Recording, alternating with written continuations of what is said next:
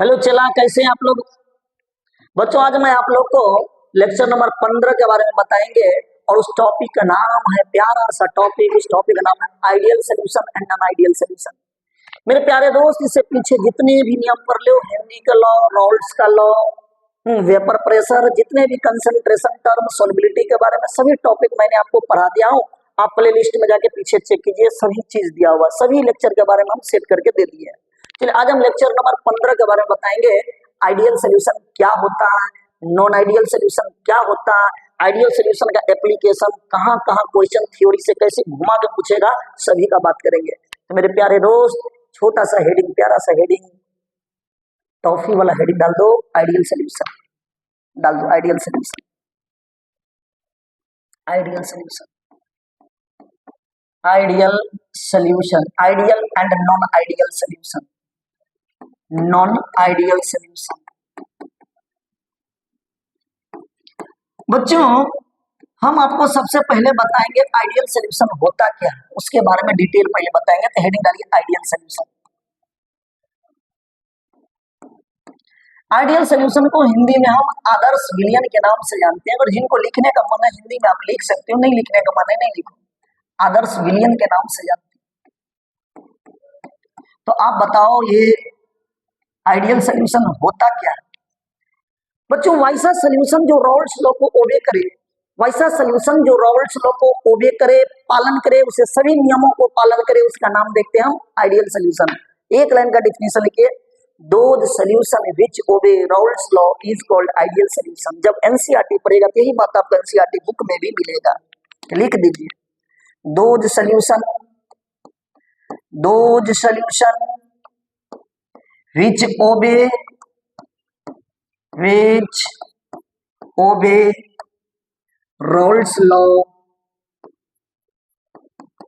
Raoult's law is called ideal solution।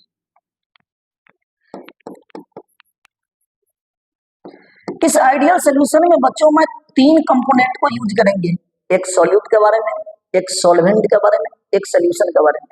अगर solute का बात करेगा तो बी लेंगे, सॉल्वेंट का बात करेगा तो ए लेंगे, सोल्यूशन का बात करेगा तो ए बी, दोनों को मिला देंगे ए बी लेंगे। तो लिख देंगे इस सोल्यूशन में ए का इंट्रैक्शन या अट्रैक्शन, जो शब्द लिखिए, in this solution A attraction या B attraction is equal to A B attraction के बराबर होगा या इंट्रैक्शन के बराबर होगा। इस बात को मेंशन कीजिए, in this solution A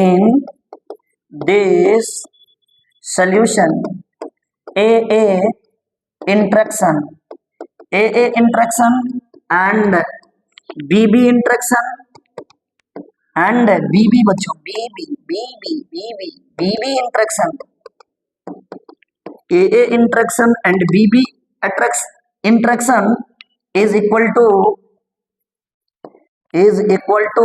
A B interaction के बराबर होगा, तब इसका नाम देंगे कैसा सोल्यूशन, बोलिए ideal solution.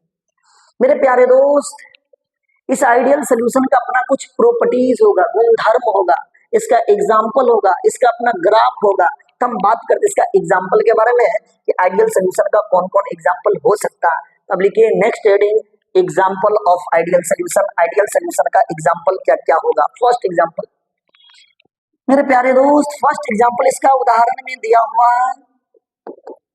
Normal hexane and normal heptane, normal hexane and normal heptane. First example, दो चार एग्जाम्पल आपके एनसीईआरटी बुक में दिया, वही एग्जाम्पल को आप याद रखिएगा, ध्यान रखिएगा, वहीं से आपका बोर्ड का क्वेश्चन बनेगा, वहीं से आपका नीट और जेईई का एग्जाम्पल पूछेगा तो जवाब दीजिएगा। दूसरा एग्जाम्पल, बेंजीन टॉलिन, बेंजीन, चाहे फॉर्मूला देकर दे दे चाहे नाम से पूछ दे, बेंजीन एंड टॉलिन। तीसरा एग्जांपल, क्लोरोइथेन एंड क्लोरोइथेन, या ऐसे लिखो methanol and ethanol, ethanol and methanol, ethanol and methanol, methanol, या लिखा रहेगा methyl alcohol and ethyl alcohol. Methanol IUPAC नाम देते, चाहे मिथाइल अल्कोहल चाहे इथाइल अल्कोहल, कुछ भी दे दे। नेक्स्ट एग्जांपल में आप क्या लिखिए, chloroethane and bromoethane, chloroethane and bromoethane. एक और एग्जांपल लिखिएगा, जब आप प्रीवियस ईयर, बिहार बोर्ड वाले बच्चे प्रीवियस ईयर लगाए, एक और एग्जांपल दिया हुआ आपके प्रीवियस ईयर बुक में दिया होगा भाई साहब, एक एग्जांपल और लिख लीजिए।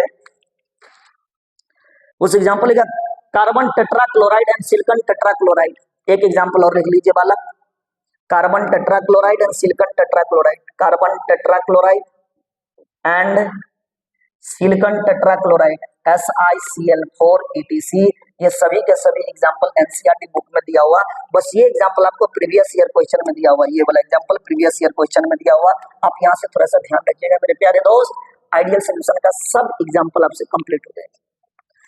अब बात रहा इस आइडियल सॉल्यूशन के प्रॉपर्टीज कैसे पढ़ेंगे, गुणधर्म के बारे में। तो पहले मेरा प्रॉपर्टी बच्चों आप पढ़ लीजिएगा, एनसीईआरटी को आप रीडिंग दीजिए, A to Z थ्योरी का कंसेप्ट क्लियर हो जाएगा। हेडिंग दीजिए properties of ideal solution, ideal solution का प्रॉपर्टीज के बारे में, properties of ideal solution, properties के बारे में। चलिए ध्यान दीजिएगा बच्चों, हम प्रॉपर्टीज बताएंगे तभी आप आइडियल के बारे में पढ़ोगे। जो राउल्स लॉ को ओबे करे उसे आइडियल सॉल्यूशन कहते हैं, जो राउल्स लॉ को पालन करे उसे आइडियल सॉल्यूशन बोलते हैं। तो राउल्स लॉ में फॉर्मूला क्या पढ़े हो, राउल्स लॉ का मेन फॉर्मूला, जो मेन फॉर्मूला तो ये पढ़े हो, PA बराबर P नोट A इंटू काई A। इस नियम का जो पालन करेगा उसे हम आइडियल सॉल्यूशन बोलेंगे। दूसरा चाहे PB बराबर P note B into chi B, यानी ये हो गया partial vapour pressure of solvent बराबर partial vapour pressure of pure solvent into mole fraction of solvent, partial vapour pressure of solute बराबर partial vapour pressure of pure solute into mole fraction of solute. दूसरा point, delta H of mixture, change of enthalpy of mixture का मान क्या होना चाहिए, 0 होना चाहिए। कोई भी चेंज नहीं होगा, कोई भी परिवर्तन नहीं होगा तो 0 हो जाएगा। Change of volume of mixture भी क्या होगा, 0 होगा। Change of volume of mixture भी 0 होगा, but change of entropy of mixture is always greater than, कभी भी 0 नहीं होगा, हमेशा 0 से बड़ा होगा बालक। इस बात को आप मेंशन कीजिएगा आइडियल सॉल्यूशन में। तो बच्चों पढ़ोगे तो आपको थोड़ा सा दिक्कत आएगा, क्या कठिनाई महसूस होगा, ये होगा कि यहाँ डेल्टा H ऑफ मिक्सचर को क्या बोलते हैं। डेल्टा का मतलब आप तो फिजिक्स में पढ़े होंगे, चेंज एरर, यहाँ होगा एरर नहीं बोलेंगे, यहाँ बोलेंगे चेंज। H को बोलते हैं इंथैल्पी, चेंज ऑफ, H को बोलते हैं थर्मोडायनामिक्स में पढ़ेंगे enthalpy, the change of enthalpy of mixture, change of enthalpy of mixture. Delta V के बारे में तो सब जानते ही हो, बोलो, change of volume of mixture, change of volume of mixture, volume of mixture, change of volume of mixture. Delta S के बारे में तो सभी बच्चे जानते ही हो, change of entropy of mixture. क्या लिखोगे बोलो, change of entropy of mixture. Entropy Babu S को बोलते एंट्रोपी, एंट्रोपी बालक, एंट्रोपी ऑफ मिक्सचर। ये सभी टर्म आप थर्मोडायनामिक्स 11th में पढ़े होंगे। इंथैल्पी के बारे में भी आप पढ़ेंगे, एंट्रोपी के बारे में, दोनों सब सिमिलर लगता है भाई साहब, ध्यान रखिएगा। H को बोलते हैं इंथैल्पी, S को बोलते हैं एंट्रोपी, ठीक। तो बालक ये आपका प्रॉपर्टीज हो गया आइडियल सॉल्यूशन का। आइडियल सॉल्यूशन में जो अपवादक लाइन है ये ध्यान रखिएगा, change of entropy of mixture हमेशा ग्रेटर देन 0 होगा, 0 से बड़ा होगा, कभी भी 0 के बराबर नहीं होगा, इस बात को आप ध्यान रखिएगा, ठीक। अब हम आपसे बात करेंगे किसके बारे में, ग्राफ के बारे में। तो चलिए हेडिंग डालिए ग्राफ, हेडिंग डालिए ग्राफ के बारे में। इसके बारे में ग्राफ, बच्चों आइडियल सॉल्यूशन का जो ग्राफ बनेगा कैसे बनेगा, क्योंकि राउल्स लॉ को ओबे करता, राउल्स लॉ का ग्राफ किसके बीच में बनता याद है, यस, राउल्स लॉ का जो ग्राफ बनता था वह वेपर प्रेशर, किसके बीच में, वेपर प्रेशर और मोल फ्रैक्शन के बीच ग्राफ बनता था, याद है। और कैसा ग्राफ बनता था, कोई बच्चे बताओगे, लीनियर ग्राफ बनता था, स्ट्रेट लाइन का ग्राफ बनता था। इसमें 2 लाइन लेंगे, देखिए इसमें 2 सोल्यूशन में तो 2, एक सॉल्वेंट एक सॉल्यूट ना। ये ग्राफ हो गया सॉल्वेंट का और ये लेते हैं सॉल्यूट का, ये हो गया आपका सॉल्यूट। कोई दिक्कत, एक बात आप ध्यान दीजिएगा, प्योर सॉल्वेंट का जो मोल फ्रैक्शन होता, प्योर का जो मोल फ्रैक्शन होता 1 होगा, जबकि सॉल्यूट का जो मोल फ्रैक्शन होगा 0 होगा। ओके, यहाँ पे क्या हो जाएगा, प्योर सॉल्वेंट का 0 होगा, बट प्योर सॉल्यूट का मोल फ्रैक्शन यहाँ होगा 1 होगा। ओके, आप तो पढ़े थे ना, वेपर प्रेशर और मोल फ्रैक्शन का ग्राफ स्ट्रेट लाइन का ग्राफ होगा, ये ग्राफ जाएगा स्ट्रेट लाइन का, जाएगा कि नहीं जाएगा, स्ट्रेट लाइन का ग्राफ। ये जहां मिलेगा इसको माने थे सॉल्यूट, ये हो जाएगा P note B vapour pressure of pure solute, vapour pressure of pure solute, P note B. उसी प्रकार से इसका सॉल्वेंट का भी ग्राफ जाएगा, नहीं जाएगा जी? ये भी स्ट्रेट लाइन का ग्राफ होगा बाबू, होगा कि नहीं होगा? इसको किसका ग्राफ है ये सॉल्वेंट का है, तो P nought A vapour pressure of pure solvent, A मतलब प्योर सॉल्वेंट। टोटल कैसे ज्ञात करोगे? ये मैक्सिमम हो गया, ये मिनिमम हो गया, ये डिक्रीज करेगा घटेगा, ये हो गया इसका ग्राफ, टोटल का ग्राफ, ये टोटल का ग्राफ हो गया। ठीक, इस ग्राफ को क्या बोलोगे? कोई बच्चे बताओगे? P A partial pressure of B है ना बाबू, तो पार्सल प्रेशर ऑफ बी हो जाएगा, बी मतलब पार्सल प्रेशर ऑफ सॉल्यूट, ये होगा पार्सल प्रेशर ऑफ सॉल्वेंट, और ये होगा टोटल प्रेशर का ग्राफ। बताओ टोटल प्रेशर बराबर क्या लिखेंगे? P A plus P B लिखेंगे, याद है किसी को? पी ए का फॉर्मूला क्या होता है? P nought A into chi A plus P note B into chi B, ये आ जाएगा टोटल प्रेशर। इतना बात अगर आप पढ़े हैं, नहीं पढ़े हैं तो सीख लीजिए। ये ग्राफ हो गया आइडियल सोल्यूशन का, किसके बीच में? वेपर प्रेशर और मोल फ्रैक्शन के बीच का ग्राफ। डिट्टो एनसीईआरटी को छाप दो। ओके, किसी को समझने में दिक्कत है तो आप हमसे क्वेश्चन पूछ सकते हैं मेरे प्यारे दोस्त। यहाँ पे अगर कठिनाई हो तो प्योर सॉल्वेंट का मोल फ्रैक्शन जो होगा 1 होगा, सॉल्यूट का 0 होगा। यहाँ पे आप सॉल्यूट का बात करें तो सॉल्वेंट का 0 हो जाएगा, सॉल्यूट का 1 हो जाएगा। स्ट्रेट लाइन का ग्राफ होगा तो सॉल्यूट का ग्राफ ये स्ट्रेट लाइन का, सॉल्वेंट का ग्राफ ये स्ट्रेट लाइन का, मैक्सिमम से मिनिमम, ये ऊपर में मैक्सिमम है, ये मिनिमम है, डिक्रीज करेगा ग्राफ टोटल का ग्राफ ऐसे बनेगा।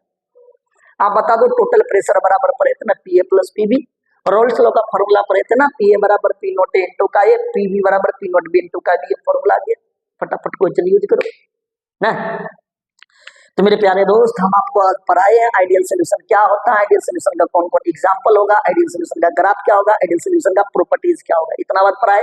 अब सर इसे क्वेश्चन कैसे पूछेगा? तो पहले 1-2 न्यूमेरिकल करके देखते ताकि माइंड और चलना स्टार्ट कर दे। तो लिखिए मेरे प्यारे दोस्त, रे चला क्वेश्चन नंबर फर्स्ट लिखेगा, एकदम गर्मी में पढ़ना, एकदम गर्मी। हाँ, तो चलिए लिखिए क्वेश्चन नंबर फर्स्ट, यही आपका क्वेश्चन नंबर फर्स्ट। पढ़िए तो क्या दिया हुआ, थोड़ा सा पढ़िए तो दिमाग लगे। जो दिया हुआ डाटा को बगल में लिखिए बच्चों। ए और बी को मिक्स करते हैं जिसका मोलर रेशियो दिया हुआ, जो दिया हुआ डाटा बगल में लिखिए। क्या दिया है बच्चों? मोल ऑफ ए का मोल दिया बाबू 2, मोल ऑफ बी दिया हुआ कितना दिया चला 3, पी नोट ए भी दिया है, गौर से देखो ना बउआ, गौर से 200 mm मरकरी। अब पी नोट बी भी दिया, कितना दिया देखो 300 mm, 300 है ना, 300 mm मरकरी। फाइंड करना vapour pressure of A and B का वेपर प्रेशर याद है आपको? वेपर प्रेशर ए का पूछेगा तो पढ़े थे ना रोल्स लॉ में, पी नोट ए इंटू का ए, कौन सा भारी है भाई साहब? P note vapour pressure of pure solvent का वेपर प्रेशर दिया हुआ 200। अब मोल फ्रैक्शन पढ़े थे ना, मोल फ्रैक्शन ऑफ ए, तो ए मतलब सॉल्वेंट का मोल फ्रैक्शन, तो mole of solvent divided by total mole of solvent plus mole of solute को मानते बी, नहीं होगा जी। आप बता दो क्या लिखेंगे? 200 इंटू मोल ऑफ ए कितना है देखिए, दिमाग लगाइए, 2 डिवाइडेड बाय टोटल मोल 2 + 3। आप बता दो क्या हो जाएगा? 200 इंटू 2/5, क्या ये कटने वाला है जी? 40 हो जाएगा। कितना हो जाएगा? 80 mm मरकरी। किसी को दिक्कत तो बोल सकते हो। अपने parcel vapour pressure of solvent का पार्सल वेपर प्रेशर ज्ञात कर लिए। अब हम बात करेंगे सॉल्यूट के बारे में। तो सॉल्यूट का भी तो फॉर्मूला पढ़े थे, पीबी बराबर पी नोट ए इंटू का ए, पी नोट बी इंटू का बी। बच्चों देखिए प्योर का दिया हुआ क्वेश्चन है, देखिए ना डाटा पे दिया हुआ 300। मोल फ्रैक्शन ऑफ बी, तो मोल ऑफ सॉल्यूट बटा total mole of solute plus mole of solvent, B मतलब सॉल्यूट, ए मतलब सॉल्वेंट। अस्थिर से बनाएंगे ना, मजा आ जाएगा। मोल ऑफ बी कितना दिया? मोल 3 बट्टा में टोटल मोल क्या लिखोगे? 3 + 2। आप बता दो क्या आएगा? 300 इंटू 3/5, ये कटेगा जी, ये 60 हो जाएगा, होगा ना? ये 180 mm मरकरी हो जाएगा। ये parcel vapour pressure of solute ज्ञात किए। अब किसका ज्ञात करना? Total vapour pressure. तो बाबू टोटल वेपर प्रेशर कैसे ज्ञात करें, तो बता सकते हो? यस, अब ये तब ये हो ना, total vapour pressure, total vapour pressure बराबर P A plus P B. P A ने आप अभी निकाले हो 80 प्लस पी बी ने ज्ञात की हो 180, जोड़ेंगे तो 260 mm मरकरी। मेरे प्यारे दोस्त आप आराम से बनाइए, कोई चीज का टेंशन लेने की जरूरत नहीं है, आपके लिए हम समर्पित है। कोई दिक्कत चला?